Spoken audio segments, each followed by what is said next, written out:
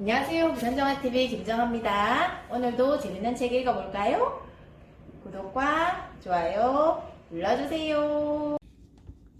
2020년이 밝아왔어요. 새해 계획은 세우셨나요? 어떤 계획을 세우셨나요? 이전처럼 지키기 힘든 두루뭉술한 계획을 세우진 않으셨나요? 2020년은 조금 더 실천력을 높이고 어제보다 변화된 오늘을, 오늘보다 변화된 내일을 살 수 있게 하는 팁을 하나 알려드리고자 해요. 이 책은 아주 작은 습관의 힘이라고 하는 책인데요. 처음에 제목을 보고 단순한 자기계발서가 아닐까 하는 생각을 가지기도 했어요. 그런데 왜 베스트셀러까지 되었을까 하는 생각과 함께 하게 되어 이 책을 직접 만나보았죠. 사실 이 책을 쓴 저자의 이력이 상당히 독특합니다. 4살 때 시작한 야구, 삶의 전체였던 야구를 고등학생 시절 운동 중 친구의 과실로 얼굴에 뼈가 박살나고 코가 부서졌으며 병원으로 이송하는 도중 3번이나 심정지가 일어나 죽을 고비를 넘긴 사람이 바로 이 저자라는 사실. 수술 후 치료, 재활 후에 다시 현역에 복귀하지만 사고 전과 완전히 같을 수는 없었기에 2군으로 그리고 1군 후보로서 경기를 거의 뛰지 못하는 힘든 상황을 맞이하게 됐죠. 그렇지만 그에게 분명한 건 이 사고가 터닝포인트가 되었다는 것.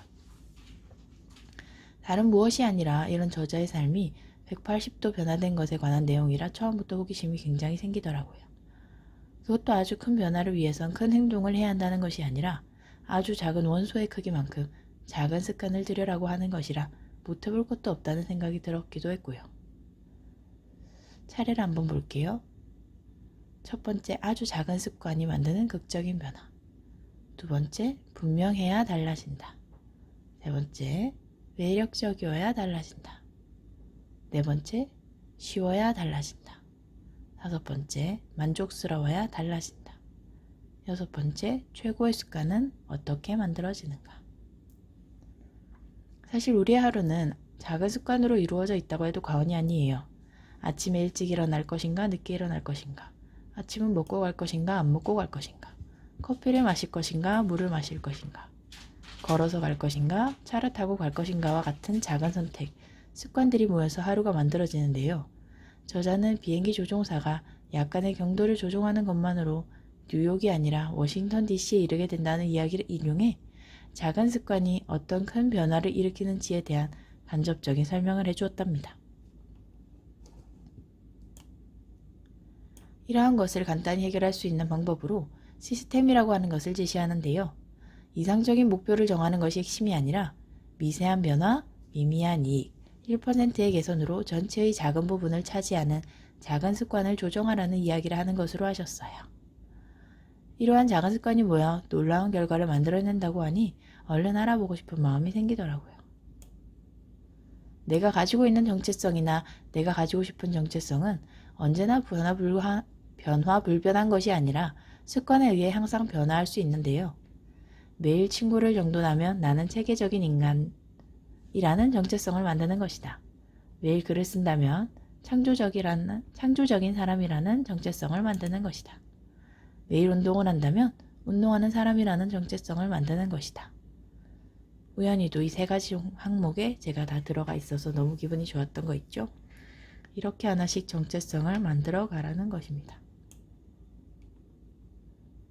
일단 이러한 정체성을 가지고 싶다는 생각을 가졌다면 행동을 하는 게 중요한데요. 행동을 쉽게 하기 위해서 첫 번째, 분명하고, 두 번째, 매력적이고, 세 번째, 하기 쉽고, 네 번째, 만족스럽게 할 수 있는지를 고민해야 한다고 했어요. 사실 이것이 이 책의 제일 핵심적인 내용인데요. 이 내용들에 대해 하나하나 설명해주는 이야기를 듣다 보면 어느 순간 변화하지 않고는 안 되겠다는 생각이 마구 들더라고요. 우리가 하려고 하는 행동의 구체적인 습관을 만들어 놓으면 그것을 하지 않을 가능성보다 하게 될 가능성이 높아지는데요. 나는 언제 어디서 어떤 행동을 할 것이다 라는 구체적인 모습을 적어두는 것이죠. 예를 들면 명상, 공부, 운동, 결혼 생활이라고 하는 것에서 명상을 할 것이다. 공부를 더 많이 할 것이다. 매일 운동을 할 것이다. 더 나은 결혼 생활을 할 것이다 라는 추상적인 모습이 아니고요. 나는 오늘 오전 7시 주방에서 1분 명상을 할 것이다. 저녁 6시 내 방에서 스페인어 공부를 20분 할 것이다. 저녁 5시 동네 체육관에서 운동을 1시간 할 것이다. 아침 8시 주방에서 배우자에게 차 한 잔을 타줄 것이다. 이렇게 보다 구체적인 계획을 세우는 것이죠.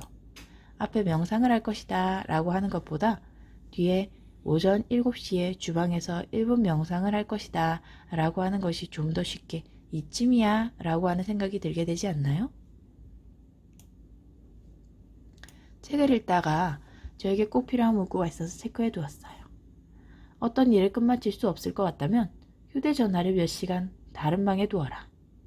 사실 저도 급하게 해야 할 일이 있다면 휴대전화를 안 보게 덮어준다든지 무음으로 해놓는지 하는데요. 중요한 일을 먼저 하는 것, 이것을 가능하게 해주는 것이 상대적으로 덜 중요한 일의 차단이라는 걸 제대로 알려주는 예였네요. 1830년 빅토르 이고가 새 책을 쓰기로 판권 계약을 1년 전에 약속을 하고 6개월 동안 놀면서 시간을 보낸 후 원고 마감이 6개월 남은 시점에서 한 선택이 무엇인 줄 아세요? 옷을 몽땅 모아 조수에게 주고 큰 옷장에 넣어 문을 잠가버리라고 한 것이에요. 그에게 커다란 숄 외에 입을 옷이 하나도 없었다는 것. 그는 1830년 가을과 겨울 동안 오직 책 쓰기에만 몰두했고 그렇게 탄생한 글이 바로 노트르담의 꼽치였다고 하니 우리의 선택을 차단하는 일이 일의 능률에 얼마나 큰 도움이 되는지를 제대로 설명한 확실한 예가 아니었나 싶어요. 요즘 세상에 언제든지 접속하기 쉽게 만들어져 있는 SNS.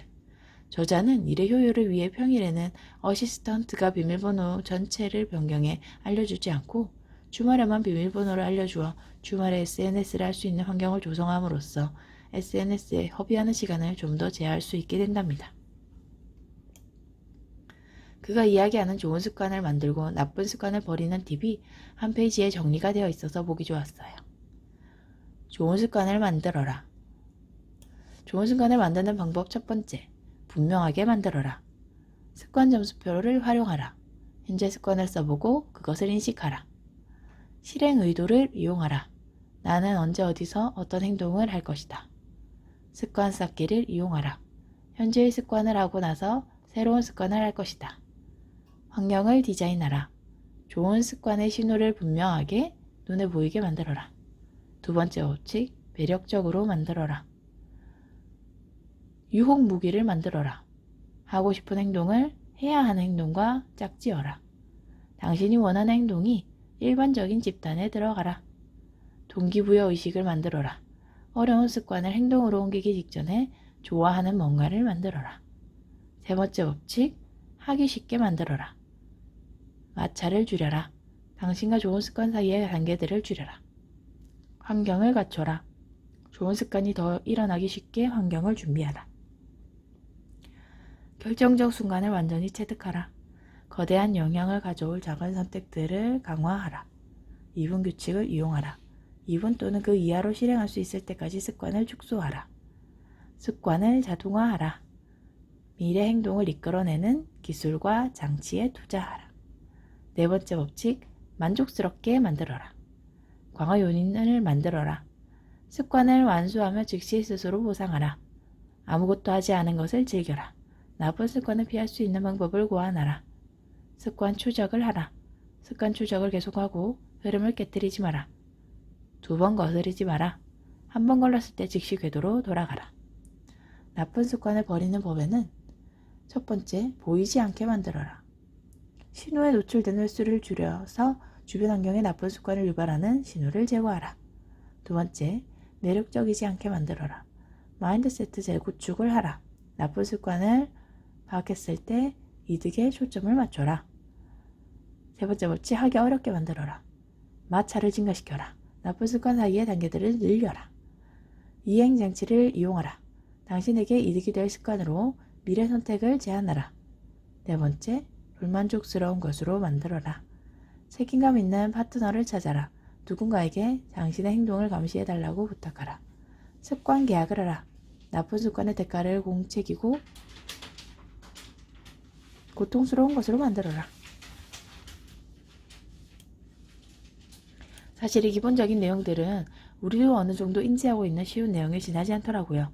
그렇지만 이것을 구체적으로 실천하는 힘, 그 디테일에서 차이가 있었던 것이죠. 매년 말 1년을 돌아보며 연간 리뷰를 하고 6개월에 한 번씩 연간 건전성 보고서를 보며 자신의 잘못을 파악하고 올바른 습관으로 돌아올 수 있게 복귀하는 일이 중요하다는 이야기도 해주셨어요. 연간 리뷰에서는 올해 무엇이 잘 되었는가, 올해 무엇이 잘 되지 않았는가, 무엇을 배웠는가. 연간 건전성 보고서에는 내 인생과 일을 움직이는 핵심 가치는 무엇인가, 어떻게 하면 지금 여기서 나답게 살고 있을까? 세 번째, 어떻게 하면 미래에 더 높은 기준을 세울 수 있을까? 그리고 몇몇 기업가와 투자가가 하는 결정일지도 소개해 주셨는데요. 첫 번째, 매주 그들이 하는 주요 결정과 이유.